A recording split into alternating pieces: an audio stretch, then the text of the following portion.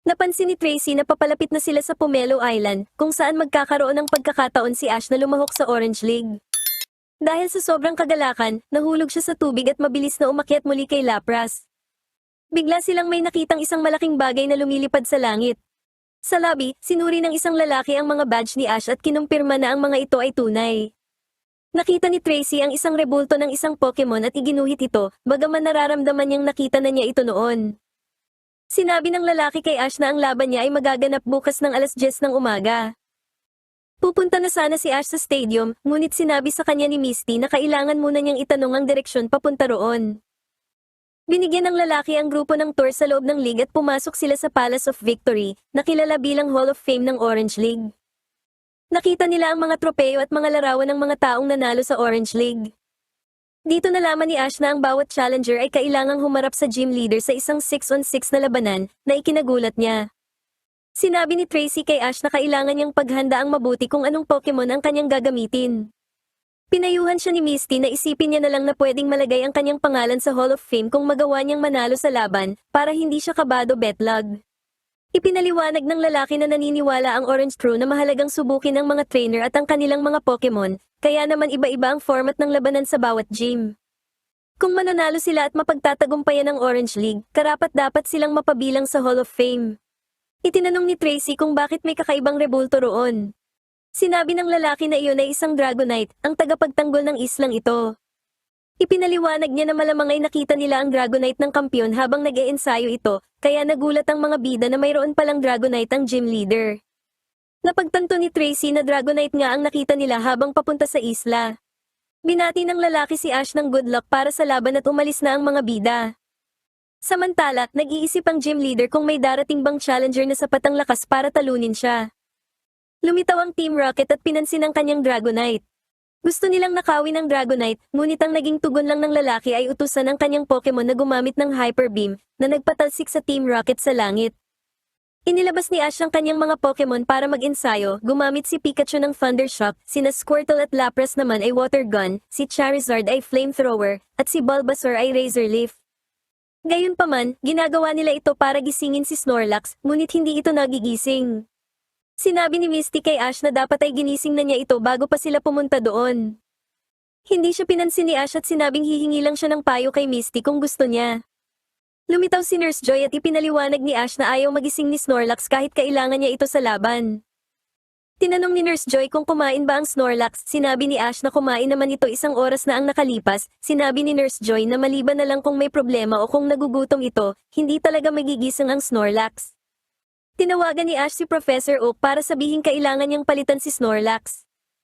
Nag-aalala si Tracy dahil hindi nila alam kung anong mga Pokemon ang gagamitin ng gym leader. Sinabi ni Oak kay Ash na may malaki siyang desisyon na dapat gawin, maaari niyang gamitin si Kingler, Mach, o Tauros. Nagdesisyon si Ash na gamitin si Tauros, na ikinagulat ni Misty pero ikinatuwa naman ni Tauros. Pinaalalahanan ni Misty si Ash na hindi pa niya kailanman nagamit si Tauros sa laban. Naalala ni Ash na ginamit niya si Krabby noon sa liga at nanalo siya kahit hindi pa niya ito nagagamit dati, at alam niyang lalaban ng matindi si Tauros. Sinabi ni Tracy na umaasa lang si Ash sa beginner's luck, at kinumpirma naman ito ni Ash. Naipadala na ang Pokeball at natanggap na ni Ash si Tauros. Nagpaalam si Ash kay Professor Oak at sinabi kay Tauros na masaya siyang kasama ito. Habang naglalakad ang Team Rocket matapos ang kanilang pagkatalo, narinig nila mula sa isang van na ang gym leader na si Drake ay haharap sa isang bagong challenger. Nagkaroon ng ideya si Meowth, naisip niya na kung magawang mapagod ng challenger ang Dragonite, maaari silang sumugod at nakawin ito. Kinabukasan, lumitaw na sina Drake at Ash sa stadium. Sinabi ni Ash na marami na siyang narinig tungkol kay Drake at nagkamay silang dalawa. Ipinaliwanag ng referee na kapag natalo na ang 3 Pokemon ng isang trainer, magbabago ang battlefield. Ang kasalukuyang field ay binubuo ng mga bato at katubigan. Hindi rin pwedeng magpalit ng Pokemon ang gym leader, ngunit pinapayagan ng challenger na gawin ito. Pinapanood ng Team Rocket ang tournament at nakitang si Ash ang kalaban ni Drake. Inilabas ni Drake si Ditto at inilabas naman ni Ash si Pikachu. Nag-transform si Ditto bilang si Pikachu. Gumamit si Pikachu ng Thunder at tinamaan si Ditto. Gumanti si Ditto gamit ang parehong moves. Nagbanggaan ang Thunderbolt ng dalawa, ngunit napabagsak si Pikachu habang si Ditto ay nakatayo pa rin sa ligtas na posisyon. Nag-isip si Ash ng diskarte para talunin ang Ditto. Dahil sa pag-aalala, sinabihan ni Misty si Ash na palitan si Pikachu, ngunit sinabi ni Ash na kung gagawin niya iyon, gagayahin lang ni Ditto ang susunod niyang Pokemon.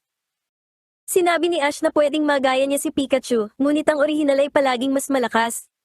Gumamit si Ditto ng agility para iwasan ang Thunderbolt ni Pikachu. Gumamit si Ditto ng Thunder, kaya yumuko si Pikachu at hinayaang sipsipin ng kanyang buntot ang atake. Nag-quick attack ang dalawa, nagbanggaan, at parehong bumagsak. Gayunpaman, unang tumayo si Pikachu at tinalo si Ditto gamit ang kanyang buntot na puno ng kuryente. Naunawaan ni Tracy na natalo si Ditto dahil mas maganda ang kondisyon ni Pikachu kaysa rito. Ipinasok muli ni Drake si Ditto at inilabas si Onix. Pinabalik ni Ash si Pikachu at inilabas si Squirtle. Alam ni Drake na maglalabas si Ash ng Pokemon na tulad nun. Nag-aalala si Tracy kung sino ang mananalo habang si Misty naman ay chini-cheer si Squirtle. Gagamit sana si Squirtle ng water gun, ngunit nagdig si Onix para iwasan ito.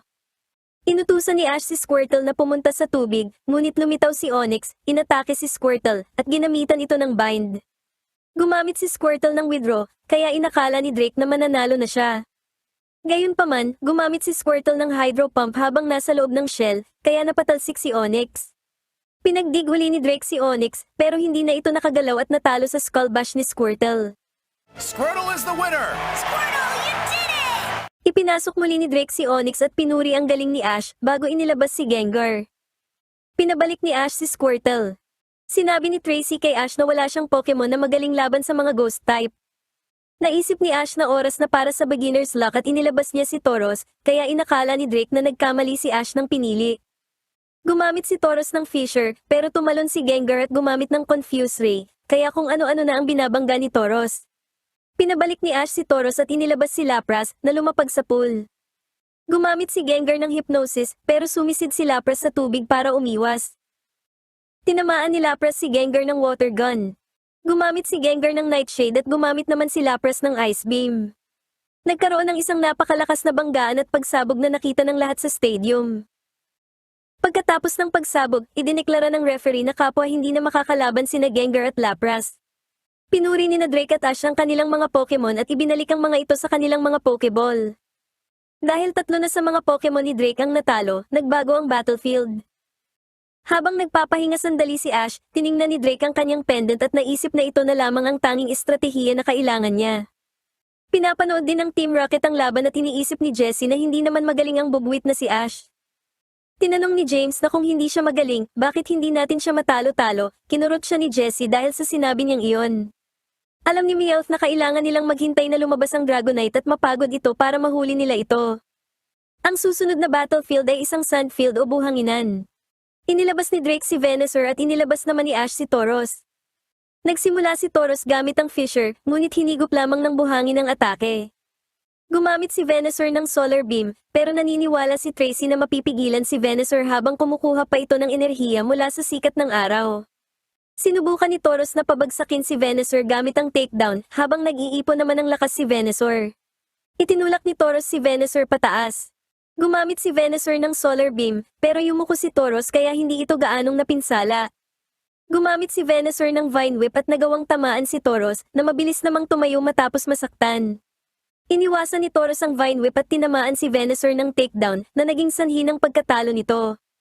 Ipinasok muli ni Drake si Venusaur at inilabas si Electabuzz. Nang makitang pagod na si Tauros, pinabalik siya ni Ash at inilabas naman si Bulbasaur. Inisip ni Ash na ang mga Grass-type Pokemon ay may palaglaban sa mga Electric Pokemon. Sinabi sa kanya ni Tracy na dapat ding isaalang-alang ang level, bagaman kampante si Ash na kaya itong talunin ni Bulbasaur. Gumamit si Electabuzz ng Thunder Shock at tinamaan si Bulbasaur, pero hindi ito gaanong nasaktan. Gumamit si Bulbasaur ng Razor Leaf na tumama naman kay Electabuzz. Gumamit si Electabuzz ng Thunderbolt para pigilan ang Razor Leaf. Sinubukang itakal ni Bulbasaur si Electabuzz na gumamit naman ng Thunder Punch. Nagtama ang dalawang Pokemon at dahil naparalisa si Bulbasaur, natalo ito. Pinabalik ni Ash si Bulbasaur at ipinalit si Charizard sa pag-asang sapat ang pagsasanay nito para talunin si Electabuzz. Gumamit si Charizard ng Flamethrower pero umiwas si Electabuzz at gumanti gamit ang Thunder Punch. Gumamit si Electabuzz ng Thunder na nakasugat kay Charizard. Gumanti si Charizard gamit ang Ember upang itigil ang atake. Ginamit ni Charizard ang Seismic Toss habang pinipigilan ng Thunderbolt ni Electabuzz at tuluyan itong tinalo. Kinuha ni Drake ang Pokeball mula sa kanyang pendant at sinabing ito na ang kanyang huling pag-asa habang inilalabas niya si Dragonite. Nagsimula si Charizard sa flamethrower, ngunit sinalubong ito ng water gun kaya nabasa ang Pokemon ni Ash. Lumipad si Charizard para iwasan ang Ice Beam, ngunit sinundan ito ni Dragonite, kaya naman humanga sina Misty at Tracy sa bilis nito. Gumamit si Charizard ng flamethrower at si Dragonite ng Ice Beam, ngunit parehong hindi tumama.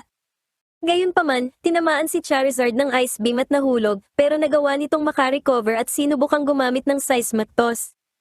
Pero nahuli siya ni Dragonite at ibinalibag sa lupa na nakasakit kay Charizard. Mapalad si Ash dahil nakatayo pa rin si Charizard, ngunit pagod na ito. Sabay na gumamit ng Dragon Rage sina Charizard at Dragonite na tumama sa kanilang dalawa. Ngunit bumagsak si Charizard at tuluyang natalo. Nakita ni James na pagod na ang Dragonite. Hinili siya ni Jessie pababa at sinabi ni Meowth na nag-e-enjoy siya sa nakikita. Ipinasok muli ni Ash si Charizard at nagpasalamat dito habang pagod na rin ang Dragonite. Naisip ni Ash na kailangan nilang magtulungan bilang isang koponan kaya inilabas niya si Squirtle para lumaban. Gumamit si Squirtle ng Hydro Pump pero naitulak siya pabalik ng water gun ni Dragonite. Sinundan ito ni Dragonite ng Thunderbolt na nakasakit kay Squirtle kahit pa gumamit ito ng Withdraw. Inamin ni Drake na matapang si Squirtle pero sinabing hindi sapat ang tapang para manalo sa laban. Sinubukang gumamit ni Dragonite ng Body Slam at habang pinipigilan siya ni Squirtle gamit ang bubble, kahit tinamaan si Dragonite, ginamit nito ang buntot para paluin si Squirtle at talunin ito, bagaman halatang pagod na si Dragonite. Nakita ni na Jessie at Meowth na ito na ang pagkakataong hinihintay nila at hinila ni Jessie si James matapos nitong maghanap ng nachos. Habang maglalabas sana si Ash ng Pokemon, naghagis ng lambat ang Team Rocket kay Dragonite. Sinabi ng Team Rocket sa kanilang kaaway na dahil pinagod niya si Dragonite, ninanakaw na nila ito ngayon. Biniro ni Meowth si Ash na maaari itong sumali sa kanilang grupo kung mapagod na itong maging isang trainer. Nakawala si Dragonite mula sa lambat at binutas ang kanilang lobo gamit ang Skull Bash, kaya naman tumalsik na naman ang Team Rocket. Halos maawa na sina Misty at Tracy sa kanila habang binibigyang diin ang salitang halos. Inilabas ni Ash si Tauros at sinubukang gumamit ng takedown kay Dragonite. Gagamit sana si Dragonite ng Body Slam habang nananatiling nakatayo si Tauros. Tinamaan ni Dragonite si Tauros, ngunit itinulak ni Tauros si Dragonite pabalik dahil nahulaan ni Ash na hihigupin ng buhangin ang impact ng Body Slam. Inihagis ni Tauros si Dragonite palayo, ngunit nawalan din ng malay matapos tamaan ng isang Thunder Attack. Inilabas ni Ash si Tauros at ang tanging natitira niyang Pokemon ay si Pikachu. Naglaban sina Pikachu at Dragonite. Gumamit si Pikachu ng agility, pero tinamaan siya ng buntot ni Dragonite. Nagpakawala ng Hyper Beam si Dragonite. Nakaiwas si Pikachu dahil ginamit niya ang kanyang buntot bilang springboard para iwasan ang Hyper Beam. Lumapag si Pikachu sa ulo ni Dragonite at sinubukan siyang ipagpag nito palayo, pero pagod na si Dragonite.